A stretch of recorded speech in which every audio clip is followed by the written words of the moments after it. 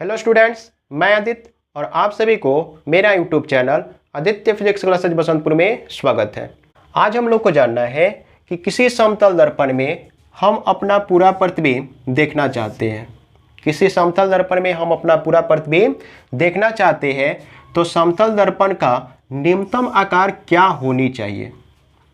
कहने का मतलब कोई समतल दर्पण ठीक हमारे सामने स्थित है, उसी समतल दर्पण में हम अपना पूरा प्रतिबिंब देखना चाहते हैं तो समतल दर्पण की कम से कम आकार क्या होनी चाहिए। ठीक है, यही क्वेश्चन हम लोगों का। ठीक है, तो देखिए हम लोग जानते हैं क्या कि उस समतल दर्पण की जो आकार होनी चाहिए वस्तु की आकार की आधी होनी चाहिए। ठीक है, समतल दर्पण की आकार वस्तु की आकार की क्या होनी चाहिए, आधी होनी चाहिए। आइए हम लोग इसको सत्यापित करते हैं। मान लेते हैं क्या कि ए बी सी एक वस्तु है जिसका प्रतिबिंब A dash B dash C dash बनता है।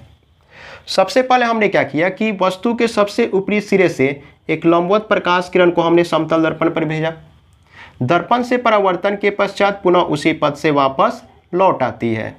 एक दूसरा प्रकाश किरण हम समतल दर्पण पर भेजते हैं जो परावर्तन के पश्चात इसके सबसे निचले सिरे से गुजरती है। तो हम लोग प्रकाश के परावर्तन के नियम से जानते हैं कि ये कोण और ये कोण दोनों क्या होते हैं, बराबर होते हैं। अर्थात कहने का मतलब अगर हम इसको थीटा मानते हैं तो ये भी कितना होगा, थीटा होगा। तो हम लोग जानते हैं कि ये और ये दोनों कोण क्या है, बराबर है। तो इसके ठीक सामने वाली भुजा ये और ये भुजा भी क्या होगी, बराबर होगी। तो अगर कहने का मतलब हम यहाँ से यहाँ तक अगर इसको मान लेते x तो ये भी कितना होगा, x ही होगा। ठीक है, तो देखिए x प्लस x अगर हम करेंगे तो इस तरह से वस्तु की आकार h निकल जाएगी। ठीक है, तो x प्लस x कितना होता है, 2x बराबर h। तो x का मान कितना निकल जाएगा, h/2। अब यहाँ थोड़ा समझिए, x जो है ये क्या है, तो AB की लंबाई है और BC की लंबाई है। जो हम लोगों को किसी वस्तु के प्रतिबिंब को देखने के लिए समतल दर्पण की जो आकार चाहिए वो क्या चाहिए, तो देखिए PQ चाहिए। क्या चाहिए, PQ। इतना ही समतल दर्पण की जरूरत होगी जिसमें हम अपने पूरा प्रतिबिंब को देख सकते हैं। और इस PQ की आकार देखा जाए तो किसके बराबर है, x के बराबर है।